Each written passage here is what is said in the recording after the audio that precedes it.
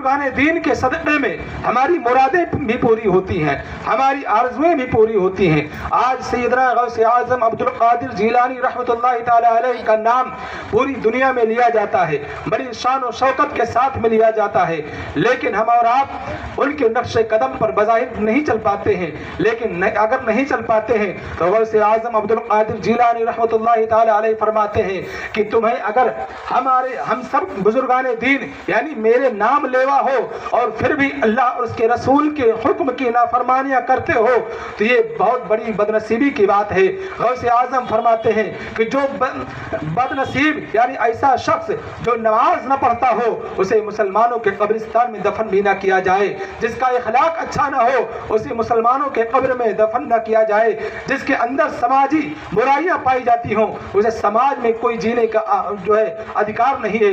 حضور سیدنا غوث اعظم عبد القادر جیلانی رحمۃ اللہ تعالی علیہ کے نام لیوا آج پوری دنیا میں ہے. سیدنا غوث اعظم عبد القادر جیلانی رحمۃ اللہ تعالی علیہ نے کس قدر دین کی وسعتیں کی, کس قدر محنتیں کی, اپنے بچپنے سے لے کر کے جوانی کے عالم تک کے, اور جب تک کہ اس دنیا میں حیات رہے کس قدر ان کی تاریخ کو اگر پڑھا جائے تو کس قدر انہوں نے محنتیں کی ہیں. ہمیں پتہ چلتا ہے کہ ان کے ماں باپ نے کس قدر محنتیں کر کے ان کی سب سے پہلے پرورش کی. سیدنا غوث اعظم عبد القادر جیلانی رحمۃ اللہ تعالی علیہ کے والد بزرگوار کا نام ہے سیدنا ابو موسیٰ جنگی دوست رحمۃ اللہ تعالی علیہ, اور ان کی ماں کا نام فاطمہ ام الخیر ہے. ان کے نانا کا نام عبداللہ جامعی ہے. حضرت عبد القادر جیلانی رحمۃ اللہ تعالی علیہ کا جو اس قدر خاندان اتنا شریف النسل خاندان تھا کہ پورے جیلان شہر میں مشہور تھا. سیدنا عبد القادر جیلانی رحمۃ اللہ تعالی علیہ کی والدہ کے بارے میں بتایا جاتا ہے, لکھتے ہیں لکھنے والے کہ جب شہر جیلان میں بارش نہیں ہوا کرتی تھی, بارش بند ہو جایا کرتی تھی تو ان کی والدہ کے پاس لوگ آ جایا کرتے تھے اور کہتے تھے کہ امی جان ہم لوگ پریشان ہو چکے ہیں, بارش نہیں ہو رہی ہے, جانور بھوک پیاسے مر رہے ہیں, فصلیں بیکار ہو چکی ہیں, ہم یہ چاہتے ہیں کہ آپ اللہ کی بارگاہ میں دعا کر دیں تاکہ بارش ہو جائے, ہمارے جانوروں کو آرام مل جائے, ہماری فصلوں کو آرام فائدہ مل جائے. سیدنا غوث اعظم عبد القادر جیلانی رحمۃ اللہ تعالی علیہ کی والدہ باہر آتی, پردے کے ساتھ میں آتی, آنے کے بعد میں اپنے سر سے دوپٹے کو ہلکا سا نیچے کرتی اور اسی دوپٹے کا سہارا لے کر کے رب کی بارگاہ میں دعا کر دیتی تھی. جیسے ہی دعا کرتی ادھر ابھی دوپٹہ اور بھی نہیں پاتی تھی, سیدنا عبد القادر جیلانی کی والدہ فرماتی کہ میری دعا کے وسیلے سے اللہ رب العزت فوراً بارش نازل فرما دیتا تھا. کہہ دو سبحان اللہ. یہ سیدنا غوث اعظم عبد القادر جیلانی رحمۃ اللہ تعالی علیہ کی والدہ کا یہ عظیم مرتبہ ہے کہ انہوں نے اس قدر اپنے آپ کی پردہ کیا, اس قدر انہوں نے تعلیم و تلاوت کیا, اس قدر پابندی نماز کیا کہ انہوں نے ان کے والد بزرگوار فرماتے ہیں کہ میری بیٹی اس قدر باقاعدہ پردہ تھی, پردے میں رہا کرتے تھے کہ اس نے کبھی غیر محرم کو اپنی نگاہوں سے نہیں دیکھا تھا, کبھی اپنے چہرے کو کسی غیر اجنبی شخص کو نہیں دکھایا تھا, اس قدر پردے میں رہا کرتے تھے. اور نمازوں کی پابندی اللہ قربان جائیے اس قدر کیا کرتی تھے کہ 5 وقت کی نماز تو پڑھا کرتی تھے اور اس کے ساتھ میں راتوں کو کھڑی ہو جایا کرتے تھے, نماز تہجد بھی پڑھا کرتے تھے, اور ساتھ میں ایک دن میں کئی قرآن مجید کو تلاوت کر لیا کرتی تھی مکمل. اس قدر جو ہے پابندی کیا کرتی تھی دین مجید کی. لیکن آج کل کی ماں اور بہنوں کو دیکھا جائے تو ان کو ٹک ٹاک سے فرصت نہیں ہے, ان کو ریلز بنانے کے علاوہ قرآن کھولنے کے لیے فرصت نہیں ہے, انہیں قرآن کی تلاوت کرنے کے لیے موقع نہیں ہے. موقع ہے تو ریلز بنانے کے لیے ہے, موقع ہے تو موبائلوں میں ریلز دیکھنے کے لیے ہے, موقع ہے تو موبائل چلانے کے لیے ہے. بچوں کو کبھی یہ نہیں تعلیم دی جاتی ہے کہ میرے بچے اٹھ کر کے کبھی قرآن مجید کی تلاوت کر لیا کریں. آج اگر سماج میں دیکھا جائے تو ہر گھر کا ایک نہ ایک بچہ قرآن ضرور پڑھا ہوتا ہے. میں کہتا ہوں تمہارا بچہ قرآن مجید جب پڑھا لکھا ہے, جب نہیں پڑھا تھا تو اس سے بہتر تھا. اب جب وہ پڑھ چکا ہے اگر وہ بھول جا رہا ہے قرآن مجید, گھر میں تلاوت نہیں کر رہا ہے تو وہ اس سے بدتر ہو چکا ہے. اس لیے کہ جب تک کہ وہ پڑھا نہیں تھا تب تک کہ وہ جاہل تھا, جاہل کہا جا رہا تھا کہ وہ قرآن کا جاہل ہے, قرآن کا علم نہیں ہے اس کے پاس. لیکن اب یہ پڑھا لکھا جاہل بن گیا ہے. اب یہ اگر بھول جائے گا تو اس کے اوپر عذاب ہوگا. نہ پڑھنے کا بھی عذاب ہوگا، ساتھ ہی ساتھ میں جب یہ مرے گا تو مرنے سے پہلے اسے دنیا میں بھی عذاب دیا جائے گا، اور جب قبر میں اٹھایا جائے گا تو اسے آنکھوں سے روشنی چھین لی جائے گی۔ اس کی وجہ کہ اس نے قرآن کو پڑھا ضرور تھا، حدیث کو پڑھا تو ضرور تھا، لیکن اس نے کبھی قرآن کھول کر کے پڑھا نہیں تھا۔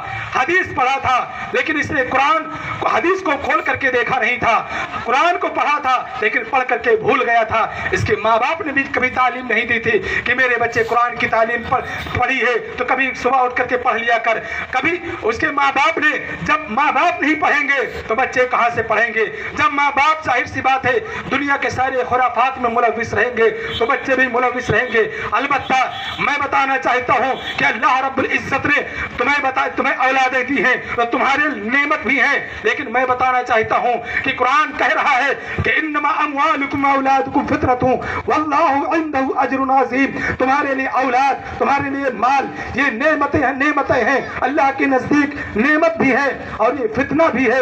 اللہ کے نزدیک تمہارے لیے دونوں ہیں، اللہ کے نزدیک یہ تمہارے لیے نعمت بھی ہے اور فتنہ عظیم بھی ہے۔ اگر تم ان اولادوں کی تربیت اچھی نہیں کر سکو گے، بزرگان دین کے بتائے اصولوں پر نہیں کرو گے، جو میرے آقا علیہ الصلوۃ والسلام مصطفیٰ جان رحمت صلی اللہ علیہ وسلم نے تعلیمات دی ہیں، ان کے مطابق اگر زندگی نہیں گزارو گے تو ظاہر سی بات ہے دنیا میں بھی عذاب ملے گا۔ یہ نہ سوچو کہ مرنے کے بعد عذاب نہیں ملے گا۔ بہت سے ماں باپ ایسے ہیں جو کبھی نماز نہیں پڑھتے ہیں، وہ ایسے بھی ہیں جو کبھی جمعہ تک کی نماز نہیں پڑھتے ہیں۔ آقا علیہ الصلوۃ والسلام ارشاد فرماتے ہیں کہ جس نے مسلسل 3 جمعہ تک کے چھوڑ دیا وہ مسلمانوں میں سے نہیں ہے، وہ اس کے یہاں نہ تو کھایا جائے نہ تو پیا جائے، یہاں تک کہ وہ انتقال کر جائے اسے قبرستان میں دفن بھی نہ کیا جائے، اگر وہ مر جائے تو اسے نماز جنازہ بھی نہ پڑھایا جائے۔ لیکن آج سماج ایسا ہو جاتا ہے، آج سماج کی وجہ سے یہ سارے کام امام تو کر دیتا ہے، لیکن البتہ امام نے کر دیا ہے، لیکن اللہ رب العزت سے کب تک کے بچو گے؟ اس کے گرفت سے کب تک کے بچو گے؟ اللہ رب العزت نے فرمایا ان بطش ربک لشدید، تمہارے رب کی گرفت بہت مضبوط ہے، بہت سخت گرفت ہے۔ جب وہ گرفت کرتا ہے تو وہ سختی کے ساتھ گرفت کرتا ہے۔ بزرگان دین نے ہمیں تعلیم دی ہے، جو ان کے ماؤں نے تعلیمات کے اوپر عمل کر کے دکھایا ہے۔ آج اگر اسی تعلیمات پر، اسی ماحول پر اگر ہم بھی عمل کرنے لگ جائیں تو ظاہر سی بات ہے ہمارے بچے بھی ہمارے بزرگوں کے طریقے سے اچھے بنتے ہوئے نظر آئیں گے۔ کوئی بچہ عالم بھی بنے گا، کوئی بچہ حافظ قرآن بھی بنے گا، اگر ڈاکٹر انجینئر بھی بنے گا تو ظاہر سی بات ہے عالم دین بھی بنے گا، قرآن کا سمجھدار بھی بنے گا، قرآن کا پڑھنے والا بھی بنتا ہوا نظر آئے۔ اگر دنیا کی تعلیم پہ تم پیسے خرچ کر سکتے ہو تو دنیاوی دین کی تعلیم پہ کیوں نہیں خرچ کر سکتے ہو؟ کرنا بھی چاہیے۔ یہ دنیا کی تعلیم تو ہے، تمہارے پیٹ کو تو بھر سکتا ہے، تمہاری زندگی، تمہارے بچے کے بھوش تو بنا سکتا ہے، بہتر مستقبل بنا سکتا ہے، لیکن کیا دنیاوی تعلیم سے مستقبل بن سکتی ہے؟ کیا دینی تعلیم سے مستقبل نہیں بنائی جا سکتی ہے؟ بالکل بنائی جا سکتی ہے۔ آج سے 1400 برس سے بعد کا جو عرصہ گزرا ہے اس میں بڑے بڑے فلاسفر جو گزرے ہیں، وہ کوئی یہودی نہیں گزرا تھا، وہ کوئی عیسائی نہیں گزرا تھا، ابن رشد کوئی یہودی نہیں تھا بلکہ مسلمان فلاسفر گزرا تھا، ابن جرجانی کوئی یہودی نہیں تھا بلکہ مسلمان گزرا تھا، جس نے نقشے الجبرا کا نقشہ دینے والا کوئی یہودی نہیں تھا بلکہ مسلمان سائنسدان تھا، مسلمان فلاسفر تھا، جس نے الجبرا، میتھ اور میتھمیٹکس اور گणت کا جو وگیان دینے والا کوئی اور نہیں تھا بلکہ مسلمان سائنسدان تھا۔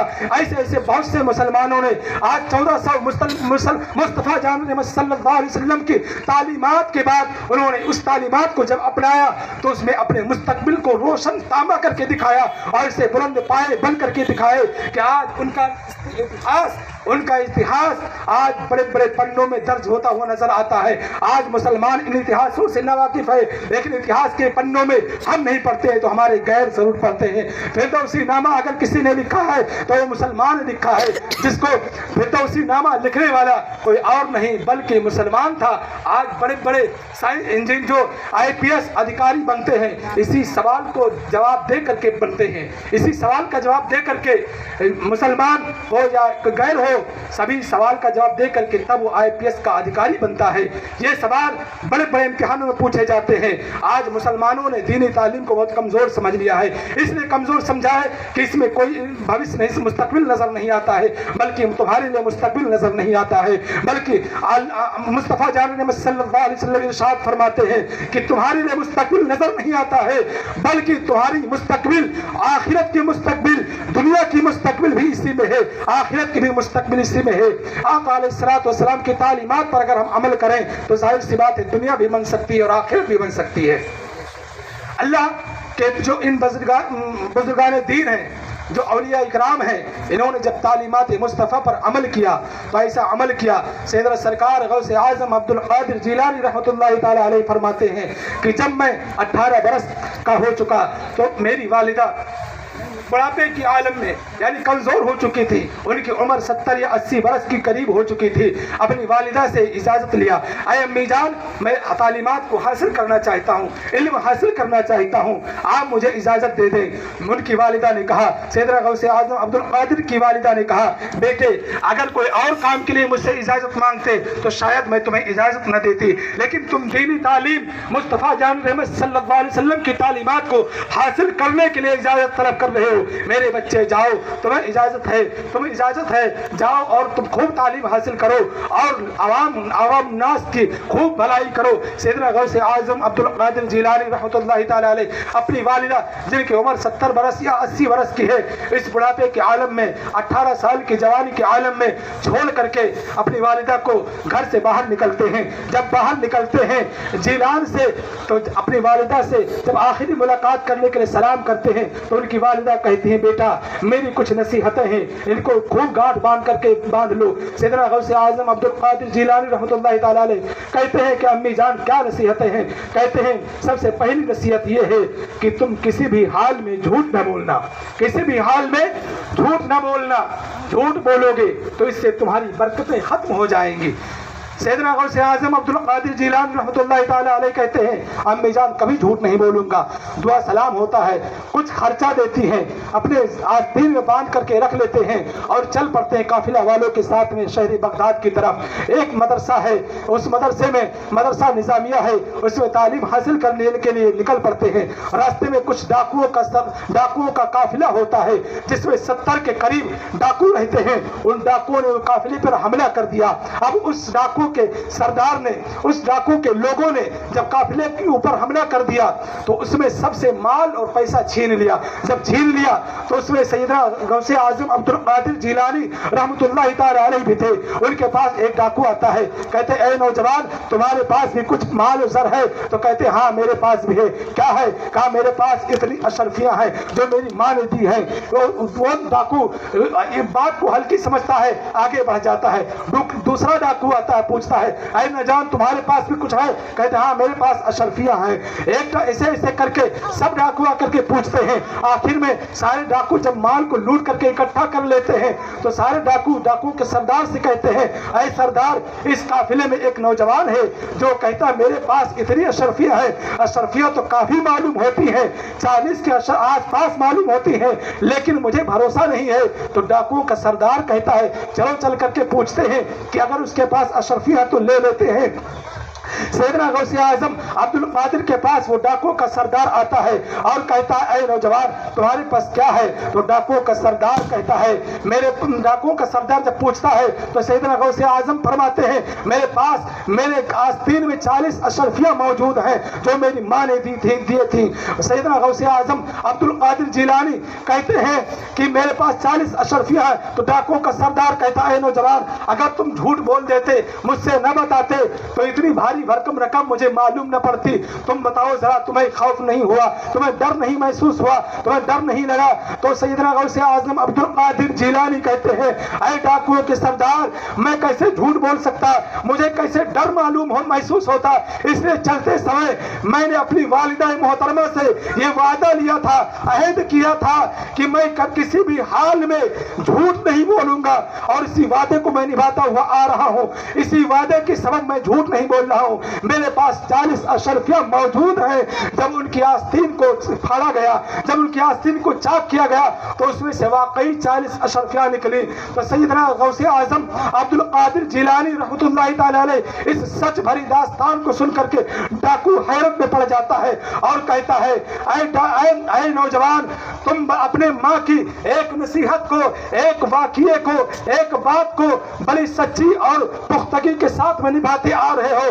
हम कैसे गुनहगार हैं, हम कैसे निकम्मे बंदे हैं उस रब के जो अपने रब से इस दुनिया में पैदा होने से पहले वादा किया था, अलस्तु बिरब्बिकुम। रब ने पूछा था कालू बला, तो हमने कहा था अलस्तु बिरब्बिकुम, ऐ परवरदिगार आलम, हम तेरे सिवा किसी और की बंदगी नहीं करेंगे। इस दुनिया में जैसे ही जाएंगे हम तेरी ही इबादत करेंगे, तेरी ही पूजा करेंगे, तेरी ही बंदगी करेंगे, तेरे हुए बताए हुए बंदों के उसूल पर चलेंगे। लेकिन जैसे ही इस दुनिया में आए हमने चोरी चमारी करनी शुरू कर दी, हमने झूठ बोलना शुरू कर दिया, हमने धोखे देना शुरू कर दिया, हमने नमाज पढ़ना बंद कर दिया, हमने उसी रब से, जिस रब से इस दुनिया में आने के लिए अहद किया था, उसी रब से इस दुनिया में बेवफाई करना शुरू कर दिया। हमने ऐसी बेवफाई की, उसकी बारगाह में कभी जाने को तक के दूर हमने कभी सजदा करना गवारा नहीं समझा।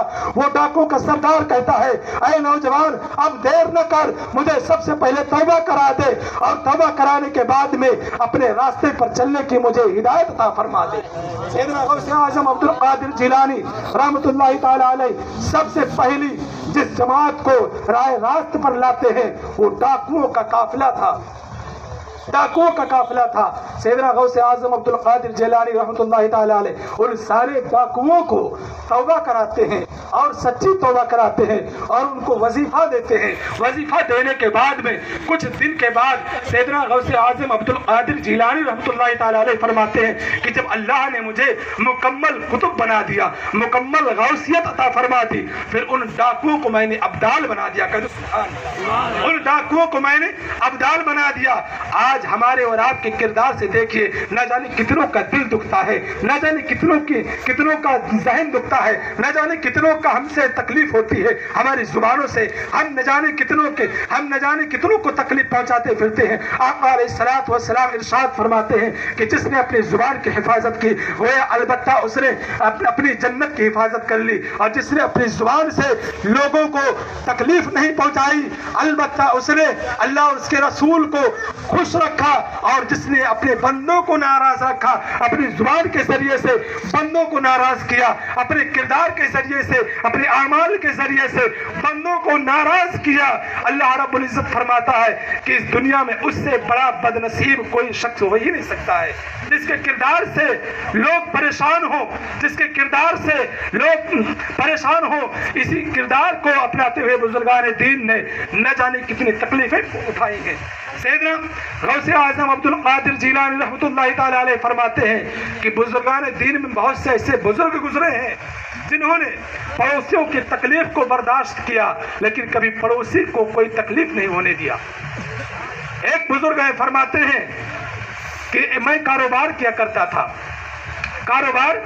करता था और उनका एक पड़ोसी था जो उनसे रोजाना आकर के सौदा यानी सामान खरीदा करता था, और रोजाना उनको रोज खोटा सिक्का ला करके दिया करता था, यानी ऐसा सिक्का, जाली सिक्का जो मार्केट में चलता ही ना हो, उसी सिक्के को रोजाना वो ला करके दे दिया करता था और वो पूरा सौदा सामान ले जाया करता था। उनका मुरीद एक दिन कहने लगा, सरकार आप रोजाना इसे सौदा दे दिया करते हैं और आप जानते हैं कि ये खोटा सिक्का ला करके देता है, आप भला इसे सौदा क्यों दे देते हैं? आप इसे मना कर दें, इनकार कर दें और इसे गिरफ्त कर लें एक दिन। तो वो बुजुर्ग कहते हैं, मैं इसलिए ले रहा हूं ताकि ये मुझे धोखा दे रहा है, मेरी तरीके से किसी दूसरे बंदे को तकलीफ ना दे, मेरी तरीके से किसी ऐसे गरीब शख्स को तकलीफ ना पहुंचाए, मेरी वजह से किसी और को ये धोखा न दे। अगर मुझे धोखा दे रहा है मैं जानता हूं, मैं बर्दाश्त कर लूंगा, लेकिन अगर कोई मुझसे ज्यादा गरीब होगा उसे ये धोखा देगा जा करके तो उसे ज्यादा तकलीफ पहुंची। ये बुजुर्गों के वसूल रहे हैं, बुजुर्गों के तौर तरीके रहे हैं कि उन्होंने खुद तकलीफें उठा ली हैं लेकिन बंदों को तकलीफ नहीं होने दी है। एक बुजुर्ग फरमाते हैं कि میرا ایک پڑوسی تھا جو یہودی تھا. اصل میں یہودی بڑے نالائق ٹائپ کے ہوتے ہیں. جو آج فلسطین میں یہودی دیکھ رہے ہیں کہ بمباری برسا رہے ہیں, بم گرا رہے ہیں, یہ یہودی بزرگان دین کا پڑوسی تھا, بزرگ اللہ والوں کا پڑوسی تھا. وہ پڑوسی ان کے پاس اپنے گھر کا جو پانی تھا, نالی کا پانی, ان کے دروازے کے سامنے روزانہ پھینک دیا کرتا تھا. وہ بزرگ فرماتے ہیں کہ میں نے کئی سال اس سے جو ہے اس کی تکلیف کو برداشت کیا.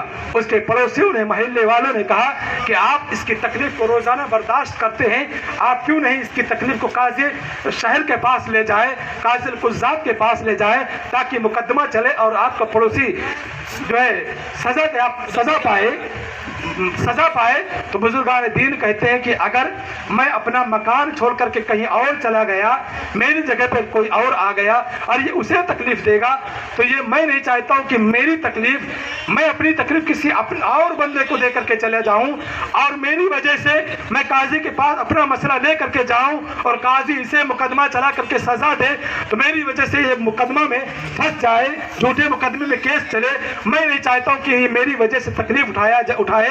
بزرگان دین فرماتے ہیں کہ ایک دن ایسا آیا کہ وہ میرا پڑوسی جو یہودی تھا مکان بیچنے کے لیے تیار ہو گیا. جب ان کو پتا چلا کہ وہ میرا پڑوسی مکان بیچ رہا ہے تو بزرگ فرماتے ہیں کہ ان اپنے پڑوسی سے پوچھا کہ بھلا میرا جو پڑوسی ہے مکان کیوں بیچ رہا ہے.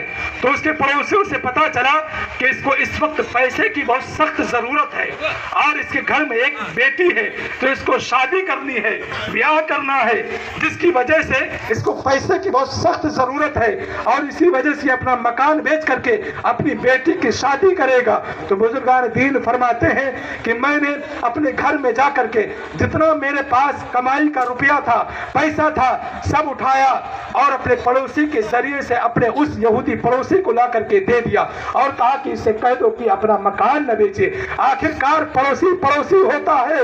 اگر اس کے بھلے ہی میرے لیے رویہ اچھا نہیں تھا تو کیا ہوا, اگر وہ میرے پڑوسی تو تھا, اگر آج اسے تکلیف ہو رہی ہے, کل میدان حشر میں اس کی وجہ سے اللہ رب العزت میری گرفت نہ کر لے کہ اے بھلا بزرگ آپ بڑے اللہ والے بنتے پھر رہے تھے, تمہارے بغل میں تمہارا جو پڑوسی تھا تمہاری وجہ سے وہ ایک دن تکلیف میں تھا اور اس کو پیسے کی سخت ضرورت تھی, اپنے مکان کو اسے بیچنا پڑا اور وہ بیچ کر کے چلا گیا تھا, تم نے اس کی مدد نہیں کی تھی. آج مجھے پتا چلا ہے تو مجھے پڑوسی کا حق ادا کرنے کے لیے موقع ملا ہے, تو میں بھلا کیوں چھوڑوں. بزرگان دین فرماتی جیسے میں نے اسے پیسہ دیا, اب وہ جو یہودی تھا فوراً قدموں میں گر گیا, کہا حضور مجھے معاف کر دیں. کہا کہ کیسی معافی. کہا میں نے آپ کو بڑی تکلیفیں دی ہیں, بڑے نقصانات پہنچائے ہیں. کہا کہ میں نے معاف کر دیا, مجھے تو کوئی تکلیف نہیں ہوئی, مجھے کبھی کوئی تکلیف ہی نہیں ہوئی, بلکہ ہاں تمہارے اس کام کی وجہ سے مجھے ٹائم سے اٹھنا ہوتا تھا اور ٹائم سے مجھے صاف صفائی کرنے کا موقع مل جایا کرتا تھا. بزرگان دین فرماتے ہیں جب میں نے اتنا کہا تو وہ جو پڑوسی تھا جب میرے اخلاص سے اتنا متاثر ہوا, کہا کہ اے بزرگان دین جس نبی کا آپ کلمہ پڑھتے ہو اب دیر نہ کرو, اسی نبی کے دین میں مجھے بھی داخل کر لو. کہو سبحان اللہ. بزرگان دین بزرگوں نے مذہب اسلام یعنی آقا علیہ الصلوۃ والسلام کی کلمہ مقدسہ کو بڑی محنت و مشقت کے ساتھ میں ہم تک کے پہنچایا ہے. آج لیکن مسلمان کیا کر رہا ہے, مسلمان بازاروں میں گالیاں بک رہا ہے, مسلمان منڈیوں میں نظر آتا ہے, مسلمان جو ہے چوراہوں پر نظر آتا ہے, چائے کی دکان پر مسلمان نظر آئے گا, کوٹھوں پر مسلمان نظر آئے گا, ٹھیکوں پر مسلمان نظر آئے گا, جو ہے جوا کے اڈوں پر مسلمان نظر آئے گا, بازاروں میں مسلمان نظر آئے گا. لیکن اگر نظر نہیں آئے گا تو مسجدوں میں نظر نہیں آئے گا, نظر نہیں آئے گا تو دینی دستگاہوں میں نظر نہیں آئے گا, اور نظر نہیں آئے گا تو اخلاقی رویوں میں نظر نہیں آئے گا. باقی ساری دنیا کی برائیاں اس کے اندر موجود ہوں گی لیکن دینی خوبیاں اس کے اندر ایک بھی نظر نہیں آئے گی. ہم اپنے اعمال کا محاسبہ کریں کہ ہم کیا کر رہے ہیں. اللہ رب العزت فرماتا ہے کہ جو دنیا میں مجھے بھول جاتا ہے, ومن اعرض عن ذکری فإن له معیشۃ ضنکا, جو دنیا میں مجھے بھول جاتا ہے میں اس کی معیشت کو تباہ و برباد کر دوں گا اور آخرت میں اس کے لیے بھیانک عذاب تیار کر کے رکھا ہے جو اس کی آگ کو قبر میں بھڑکا دی جائے گی. اس کی آگ کو قبر میں, جہنم کی آگ کو قبر میں اس کے بھڑکا دی جائے گی, یعنی بھڑکا دی جائے گی, اس قدر اس کو عذاب دیا جائے گا. لیکن آج مسلمانوں کا رویہ یہ ہے کہ آج مسلمان ہر جگہ نظر آتا ہے. دیکھیے مسجدیں خالی پڑی ہیں, مسجدوں میں 5 وقت کا اذان ہوتی ہے, مسجدیں 5 وقت تمہیں بلاتی ہیں لیکن مسجدوں میں کوئی نظر نہیں آتا ہے. 5 وقت مؤذن بلاتا ہے, امام بلاتا ہے, لیکن مسجدیں ویران نظر آتی ہیں. آج بچے گھروں میں قرآن کی تلاوت تعلیمات کر کے بھی تعلیم حاصل کر کے بھی قرآن کی تلاوت نہیں کرتے ہوئے نظر آتے ہیں. اس کی وجہ کہیں نہ کہیں ان کے ماں باپوں کی نظر آتی ہے, اس کی کمی کہیں نہ کہیں ان کے باؤں کی نظر آتی ہے, ان کے باپوں کی نظر آتی ہے. وجہ یہی ہے کہ آج مسلمان ساری چیزوں سے پریشان آتا ہوا نظر آ رہا ہے. رب کی بارگاہ میں دعا ہے کہ ہم سب کو تمام دنیائی بری باتوں سے بچنے کی توفیق عطا فرمائے اور ہم سب کو توبہ کر کے نماز کی پابندی کرنے کی توفیق عطا فرمائے. السلام علیکم ورحمۃ اللہ وبرکاتہ. اب میں تقریر کرنے کے لیے حضرت حافظ و قاری علامہ مولانا حافظ و قاری محمد رضوان صاحب کو دعوت سخن دوں گا کہ وہ مائک پر آئیں اور ہم سامعین کو نصیحت بھری آمیز تقریر سنائیں.